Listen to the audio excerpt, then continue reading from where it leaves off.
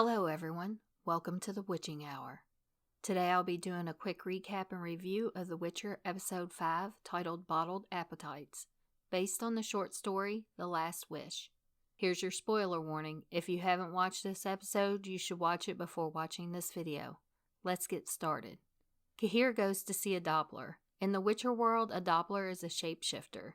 Not only can they take on the appearance of someone else, but they can also take on all their memories as well. Cahir wants his help tricking Ciri into believing that the Doppler is really Mousesack. If she believes he's Mousesack, Cahir knows she will leave Brokenland Forest with him. The Doppler takes on the appearance of Mousesack, and prior to killing him, the real Mousesack tries to issue a warning to Cahir that he has no idea what Ciri really is. Cahir doesn't care. He still plans to find Ciri for Nilfgaard. The Dryads argue over whether to allow Ciri to stay or not, but in the end they decide she might be helpful to them. The Mousesack imposter comes to supposedly take her to Geralt. Ciri obviously wants to go with him because he is the only person from her home that is left. She invites Dara to come along with him, but he's less than happy to oblige. It's during this episode that Yennefer and Geralt's timelines converge.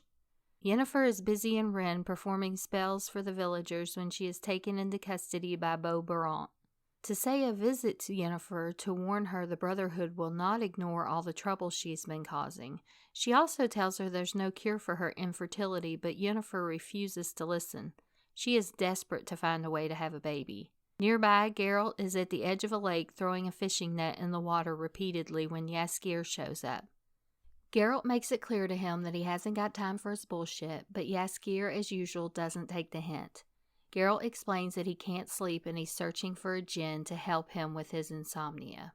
He eventually finds a bottle with a wizard's seal in place. He and Jaskier argue over it, and Jaskier ends up pulling it away from Geralt. It opens, and Jaskier has the bottle, and Geralt has the wizard seal. Seconds later, the weather becomes extremely windy. Jaskier starts demanding 2 of his 3 wishes when Geralt yells, "I just want some damn peace." Jaskier starts having trouble breathing and clutches his throat, so Geralt takes him to get help at a nearby camp outside of Rend. He asks Círdan, the elf, for help because he is a doctor. Círdan tells him he must find a mage because his ailment is of magical causes, so there's nothing he can do but try and make him comfortable. Geralt shows up at Beau-Barant's house to find the mayor naked looking for apple juice. Geralt takes the apple juice and walks into a room where there is a sex party taking place, and Yennefer's just sitting in the front of the room by herself. He tells her if she fixes Jaskier, he will pay her no matter what the price. Yennefer says the word ragamuffin, and the people stop having sex and seem very confused because they were enchanted by her. Yennefer insists that Geralt take a bath because of his foul odor. She climbs into the bath with him but makes him turn around, and they banter back and forth with each other. He goes to check on Jaskier, and it's there that Yennefer tricks him and places him under her spell. He wakes up to Círdan yelling at him inside a jail. Círdan details all the misdeeds that Geralt performed while under her spell. Yennefer used him to take revenge on the leaders of Rend. A bald guard comes and beats the shit out of Geralt, and Geralt tells him, "I want you to burst, you son of a whore." And the guard's head burst. It turns out that Geralt is the one with the 3 wishes. He wished for peace, and Jaskier could no longer talk. He wished for the guard's head to burst, and it did. So he has 1 wish left. Meanwhile, Yennefer is trying to force the djinn to let her be his vessel. She wants to use that power to make her fertile again. Geralt goes back inside the house to save her, but she has lost control and the djinn is killing her from the inside out. He says his last wish and the djinn is unleashed and leaves. They don't let us hear what the last wish is, but it's believed that he tied Yennefer's fate to his own.